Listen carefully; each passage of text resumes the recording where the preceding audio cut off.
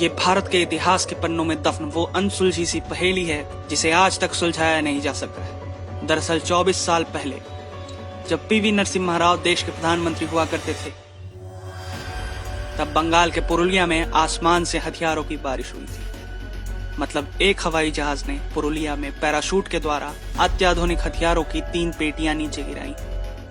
पेटियों में 300 AK-47, 15,000 कारतूस, 8 rocket launcher, tank पर हमला करने वाले हथगोले, 9mm की पिस्तलें और नाइट विजन ग्लास भरे थे। तहकीकात के बाद पता चला कि जिस हवाई जहाज ने हथियार गिराया वो रूस का एक कार्गो यानी माल ढोने वाला जहाज था। इस जहाज ने बुल्गारिया से उड़ान भरी थी और टर्की, ईरान और 17 दिसंबर 1995 को कराची होते हुए बंबई पहुंचा था। मुंबई में तेल भरवाने के बाद प्लेन वाराणसी पहुंचा और फिर उसी दिन पश्चिम बंगाल के पुरुलिया में इस विमान ने हथियार गिराए। हथियार गिराने के बाद हवाई जहाज वापस कराची जाने की फिराक में था, लेकिन 21 दिसंबर 1995 को इस प्लेन को मुंबई हवाई अड्डे पर उतार लिया गया।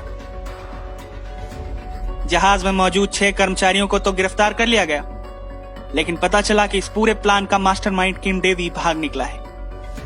इस मामले की सीबीआई जांच भी हुई, लेकिन यह स्पष्ट नहीं हो पाया कि हथियार क्यों गिराए गए। लेकिन इसी बीच 15 साल बाद साल 2011 में किम डेवी का पता चला। उसने एक टीवी चैनल पर अपना इंटरव्यू दिया और कहा कि पुरुलिया कांड के पीछे दिल्ली के नेताओं का हाथ था। डेवी ने यह भी दावा किया कि उसे हिंदुस्तान से नेपाल के रास्ते बाहर निकालने में एक सांसद ने मदद की थी।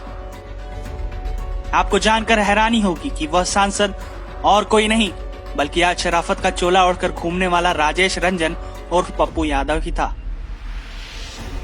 पप्पू यादव तब पूर्णिया से पहली बार सांसद बना था और उसने ही अपनी कार से डेवी को नेपाल तक पहुंचाया, जहां से डेवी डेनमार्क भाग निकला और आज तक वापस भारत के हाथ नहीं लगा।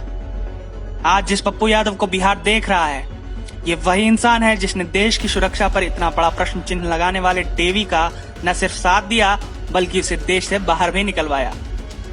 पप्पू यादव जैसा इंसान रत्ती भर के राजनीतिक रसूख के लिए जब देश से गद्दारी कर सकता है तो हम और आप क्या चीज हैं। इसीलिए सोचिए, समझिए, फिर चुनिए। हम दोषी हैं, हम भ्रष्टाचारी हैं, हम दागी हैं। दे देंगे, दुम का नाच के गिर जाओगे।